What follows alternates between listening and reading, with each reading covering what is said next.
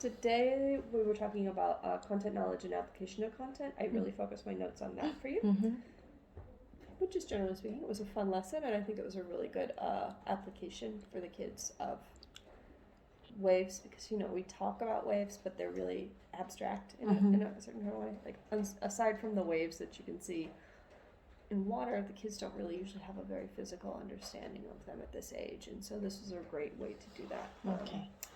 So for content knowledge, I say you did cover the two basic concepts of waves, the transverse and the longitudinal / compressional wave, in a really clear way. And I think since it was talking about is it accessible and meaningful to the student, I thought it was really accessible to the student. Having the physical slinky in their hand, they could watch it and see how it moved. That was super accessible to them, and it also made something that is abstract quite meaningful. Yeah. So that was excellent. Okay. You also covered frequency, wavelength, and amplitude quite clearly with the diagram. That was really clear and simple. And I think that it was beneficial to the students in that way. Application of content then. I think, so looking at did the students engage in critical thinking, creativity, and collaborative problem solving? They had a good ability to use critical thinking by identifying the types of waves based on their physical manifestations.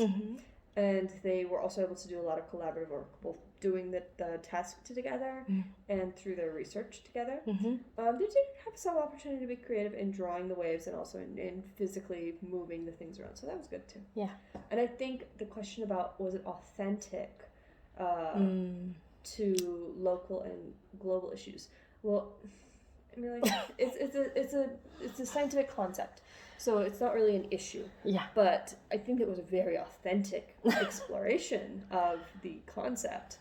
So in that way, yes, students do have a really hard time visualizing something abstract or abstract, intangible like that. And so this was a very concrete and authentic way for them to explore this concept. So I think it was great. Okay. Additionally, I thank you for showing so much patience with Matthew today. He is going. Today he was quite. He was like I was supposed to collect Slinky ahead of time so that he could just watch the screen, but I don't. Yeah.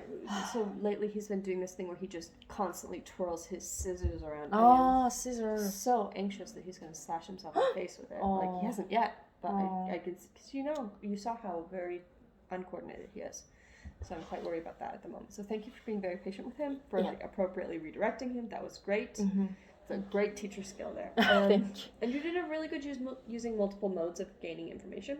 You had the physical hands-on activity for those kinesthetic learners. You had great diagrams for your visual learners. You had a nice close for your auditory and those kinds of literary learners. So that was excellent. Multiple modes of practice. So great. Thank you. Any other suggestions or recommendations? Overall, it was really good. The kids had never used Padlet before. And for having never used it, I think it went quite smoothly. Thank you, because I was worried because I don't know how I'm gonna send the link to students. I really worry about that, and because I completed it yesterday, so. Yeah, why did you decide to change it in the end? Because since you already did the phone stream, and I thought waves should be covered as well because there's waves and sounds. So I thought that's why I thought it was suddenly I wanted to change. So. I loved it. It was really great and a really, really hands-on activity. That like the kids probably had never thought about it that way before, and that's great. Let me see here. Anything else? But did you think they really, I don't know, they seemed very sad looking today? I think it was probably because I yelled at them a little bit from the water. Yeah, because that's something you'll notice, especially if you have kids that are rotating from class to class. Like if their previous teacher has fussed at them, they will come into your class with a different mood than usual. And I'm pretty sure because you saw how much I fussed at them, but that's like severe fussing for me. So I'm sure they were a little bit. They enjoyed playing games, and suddenly when I teach them, they suddenly so I thought, what happened? Did I do something No, wrong? it wasn't you. It was probably they were trying to be on their very, very best behavior. Between Miss Joanne coming in and telling them don't be too loud because there's a test happening, right. and me fussing at them for spilling all my water all over my desk, and just generally it being Monday, they sometimes just have low energy like that. Yeah. So yeah. It wasn't you. No. Okay.